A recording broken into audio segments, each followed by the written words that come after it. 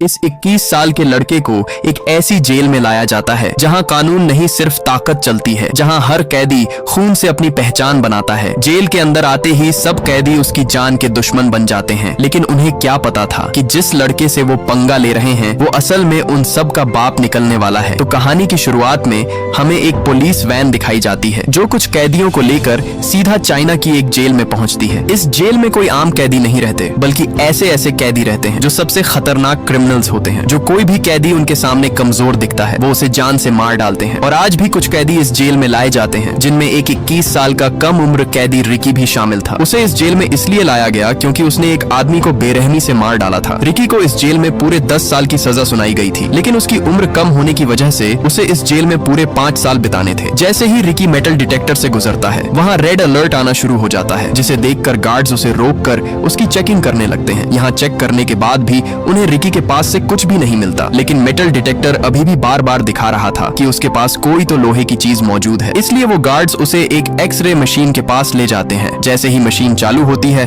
तो वहाँ उसके सीने पर एक नहीं बल्कि पूरी की पूरी 5 गोलियां फंसी हुई थी और इन्हीं गोलियों को मशीन डिटेक्ट कर रही थी। ये देखकर वहाँ मौजूद गार्ड्स एकदम से चौंक जाते हैं कि भला ऐसे कैसे हो सकता है कि एक आम इंसान के सीने के अंदर 5 गोलियां फंसी हों, लेकिन फिर भी वो बिल्कुल सही सलामत खड़ा हो। वो गार्ड उससे कहता है कि तुमने इन गोलियों को निकलवाया क्यों नहीं। आगे से रिकी उसे बताता है कि ये गोलियां मेरी बॉडी के लिए एक पावर है, इसलिए मैंने इन्हें नहीं निकाला। फिर हमें दिखाया जाता है कि यह जेल असल में 4 अलग अलग ब्लॉक्स में बटी हुई है और हर ब्लॉक पर एक खतरनाक कैदी का राज होता है। ये चारों अपने अपने हिस्से के बादशाह होते हैं, जो चाहे करते हैं, जिसे चाहे सजा देते हैं। हर सेल का लीडर अपने इलाके में किसी को सांस भी अपनी मर्जी से लेने नहीं देता और जेल का हर एक कोना डर, खून और जुल्म से भरा हुआ है। सुबह होते ही सब अपने कामों में लगे हुए थे। तभी वहाँ एक कैदी आता है जिसका नाम सैमुअल था, जो वेस्ट ब्लॉक का लीडर था। वह आते ही वहाँ एक बूढ़े कैदी विंग को पीटने लगता है, क्योंकि उसने उसका कहना नहीं माना था, इसलिए वह उसे वहाँ पीट डालता है। दरअसल ये आदमी अपनी पूरी जिंदगी इस जेल में बिता चुका था और उसे इस जेल से बाहर जाने की कोई भी उम्मीद नहीं नजर आ रही थी, क्योंकि उसे पता था कि वो इन जालिम और बेरहम कैदियों के बीच ज्यादा देर तक जिंदा नहीं बच पाएगा। इसलिए उसने जेल में ही एक छोटा सा खिलौना अपने बेटे के लिए बनाया, ताकि वो अपने बेटे को एक आखिरी तोहफा दे सके। लेकिन इसी दौरान वो खिलौना सैमुअल उठा लेता है। वो बूढ़ा कैदी अपना खिलौना उससे वापस मांगता है, क्योंकि ये खिलौना उसने अपने बेटे के लिए बहुत मेहनत से बनाया था। लेकिन तभी सैमुअल वो खिलौना उसके सर पर दे मारता है, जिससे वो नीचे जा गिरता है और उसके खिलौने के टुकड़े टुकड़े हो जाते हैं। सैमुअल उसे धमकी देता है कि अगर आज के बाद मुझसे पंगा लिया तो जान से मार डालूंगा। यहाँ वो बूढ़ा उसके ताने सुन सुनकर पूरी तरह तंग आ चुका था और अब उसके दिल में सैमुअल के लिए एक बदले की आग भड़क उठती है। इसलिए वो खिलौने का टूटा हुआ टुकड़ा उठाकर उसकी तरफ भागता है, लेकिन सैमुअल का चमचा उसके आगे अपनी टांग अड़ा देता है और मौके पर ही सैमुअल वो खिलौना उठाकर जोर से उसके मुंह पर दे मारता है, जिससे वो वहीं तड़पने लगता है। उसकी दर्दनाक चीखें सुनकर गार्ड वहां आ जाता है, लेकिन इससे पहले कि वो गार्ड उसे उन दरिंदों से बचाता, वो उल्टा उन्हें उसे और पीटने के लिए कहकर चला जाता है। सैमुअल अपने चमचों के साथ दिलेरी से आगे जा ही रहा था, तभी रिकी आकर उसके पैर पर लात दे मारता है, जिससे उसका मुंह सीधा नीचे पड़ी नुकीली कीलों के आर पार हो जाता है और वो कीलों की लकड़ उसकी आंख फोड़ कर रख देती है। इसी दौरान उसका चमचा आकर रिकी पर हमला करने ही वाला था, लेकिन जब रिकी ने उसकी तरफ घूर कर देखा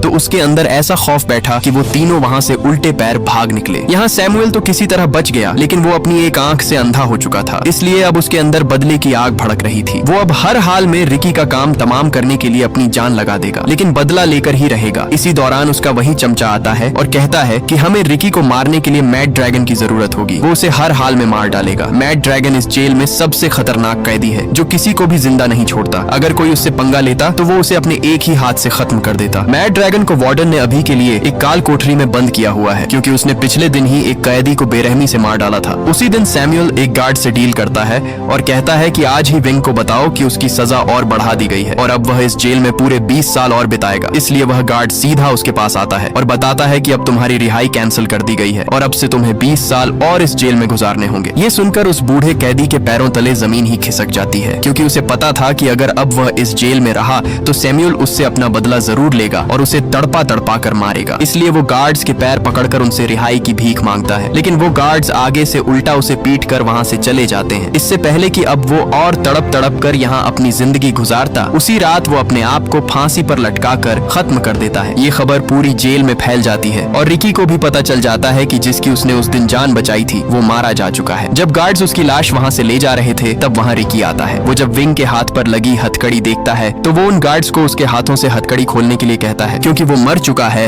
अब तो उसे आजाद कर दो। तभी रिकी उसकी हथकड़ी को वहाँ आसानी से तोड़ डालता है। ये देखकर वो गार्ड्स हैरान रह जाते हैं कि इतनी मजबूत हथकड़ी कोई आम इंसान कैसे तोड़ सकता है। रिकी विंग का वही खिलौना निकालता है जो उस दिन सैमुअल ने तोड़ा था और जिसे रिकी ने ठीक कर दिया था। वो उस खिलौने को उसकी बॉडी पर रख देता है ताकि उसे थोड़ा सा सुकून मिल सके। अब विंग को मरता देखकर उसका दिल अंदर से टूट जाता है और एक बार फिर से रिकी के अंदर बदले की आग भड़क जाती है और अब वो सैमुअल से विंग का बदला लेकर ही रहेगा। अगली सुबह सब कैदी नहाने के लिए आते हैं। जब रिकी नहा रहा था तब वहाँ सैमुअल आकर उसे घूर घूर कर देखने लगता है और इसी दौरान वहाँ वो सांड कैदी मैड ड्रैगन आ जाता है। वो सीधा आकर उसके मुंह पर मुक्का दे मारता है और रिकी गुब्बारे की तरह उछलता हुआ एक कोने पर जा गिरता है। लेकिन आगे से रिकी भी एक तूफान की तरह उठ खड़ा होता है और उसके पेट पर इतने जोर का मुक्का मारता है कि उसका पेट अंदर से फटकर बाहर आ जाता है और वो मौके पर ही मारा जाता है। ये देखकर सैमुअल एक कील को लेकर सीधा रिकी के हाथ के अंदर घुसा देता है, लेकिन आगे से रिकी भी उसकी सब उंगलियों को एक तीली की तरह तोड़ देता है। अब रिकी का बदला लेने का वक्त आ चुका था और वो मौके का फायदा उठाकर एक मुक्का सीधा सैमुअल के पेट से आर पार कर देता है और आखिरकार सैमुअल का काम वहीं पर तमाम हो जाता है। सामने खड़े कैदी ये सब देखकर अपने होश ही खो बैठते हैं। इसी दौरान गार्ड आकर उसे वहां से पकड़ कर ले जाते हैं। तभी वहां एक कैदी नरूमी जो नॉर्थ ब्लॉक का लीडर था वो उसके पास आता है। आया तो वो रिकी के अंदर अपना डर बैठाने के लिए था, लेकिन जब उसने रिकी के हाथों मैड ड्रैगन को मरते देखा तब वो उसे चूहे की तरह अपना दोस्त बनने के लिए कहता है। लेकिन रिकी उसे कुछ भी कहे बिना वहां से चला जाता है। उसे सीधे एक ऐसे सेल में बंद कर दिया जाता है जहाँ सबसे खतरनाक कैदियों को रखा जाता था। जैसे पहले मैड ड्रैगन था इसलिए अब उसे भी यहाँ इस सेल में छोड़ दिया गया। लेकिन तभी उसके सीने के अंदर दर्द शुरू हो जाता है और इसी के साथ हमें फ्लैशबैक का सीन दिखाया जाता है जब वह एक स्टूडेंट था और उसके माँ बाप पहले ही इस दुनिया से जा बसे थे। वह अपनी माँ बाप की कब्र पर आता है तो वहाँ उसके सामने उसका मास्टर जैंग खड़ा हुआ था जो बचपन में उसे मार्शल आर्ट की ट्रेनिंग देता था। मास्टर उसे उसकी ताकत दिखाने के लिए कहता है, लेकिन जैसे ही वह मास्टर पर हमला करता है मास्टर उसे एक ही झटके में नीचे गिरा देता है। इसलिए यहाँ मास्टर उसे बताता है कि तुम अभी पूरी तरह मास्टर नहीं बने हो, तुम्हारे अंदर अभी भी कमजोरी है जिसे तुम्हें पूरा करना होगा और उसे पूरा करने के लिए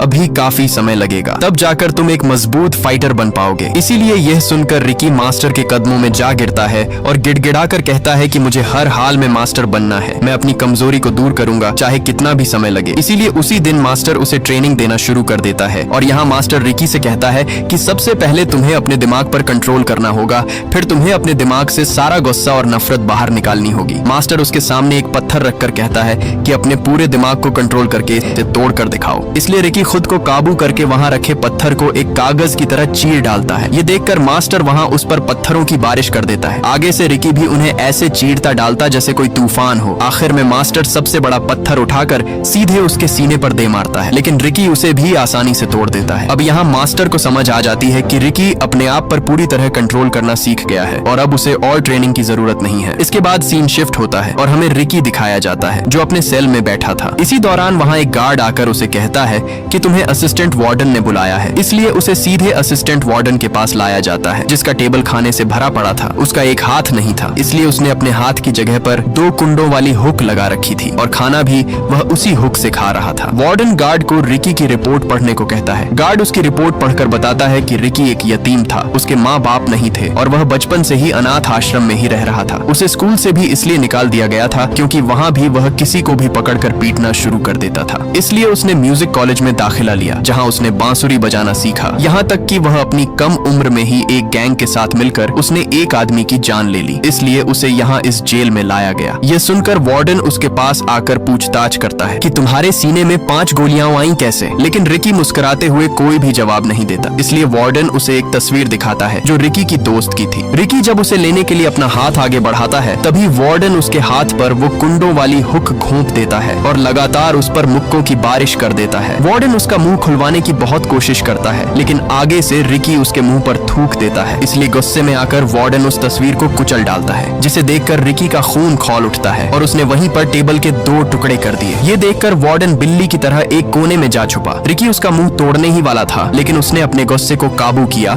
और वहाँ से चला गया। रात रिकी अपने सेल में बैठा उसी तस्वीर को देखकर बहुत दुखी था, क्योंकि ये तस्वीर उसकी दोस्त केको की थी, जो पहले दोनों हर दिन अपनी जिंदगी हंसी खुशी गुजारते थे, लेकिन जेल आते ही उसकी जिंदगी एक कुत्ते की तरह होती जा रही है। वो अपने आप को शांत करने के लिए वही बांसुरी बजाता है जो वो अपनी दोस्त के साथ बैठकर बजाता था, लेकिन तभी एक गार्ड आकर उसे बांसुरी बजाने से मना करता है और कहता है कि अगर दोबारा बांसुरी बजाई तो बांसुरी के टुकड़े टुकड़े कर दूंगा। अगले दिन जब सैमुअल का चमचा अपने सेल से बाहर आया तब उसके पीछे कुछ कैदी पड़ जाते हैं, क्योंकि उसी की वजह से विंग अपनी जान से हाथ धो बैठा। अब ये सब उससे विंग का बदला लेना चाहते थे। वो उसे एक नुकीली तलवार से काटने ही वाले थे, लेकिन तभी वहाँ वही कैदी नरूमी आता है। वो उन्हें उसे मारने से मना करता है, क्योंकि अगर उसे मार दिया गया तो तुम सबकी सजा और बढ़ा दी जाएगी, यहाँ तक कि उन्हें सजाए मौत भी हो सकती है। लेकिन वहाँ वोंग नाम का कैदी उस पर गुस्सा होता है और कहता है कि जब हम पर जुल्म होता था तब तुम कहाँ थे? उस वक्त तुमने हमारी मदद क्यों नहीं की? और अब जब हमारी बारी आई तो तुमने इसे जिंदा रहने के लिए क्यों छोड़ दिया? वो उससे कहता है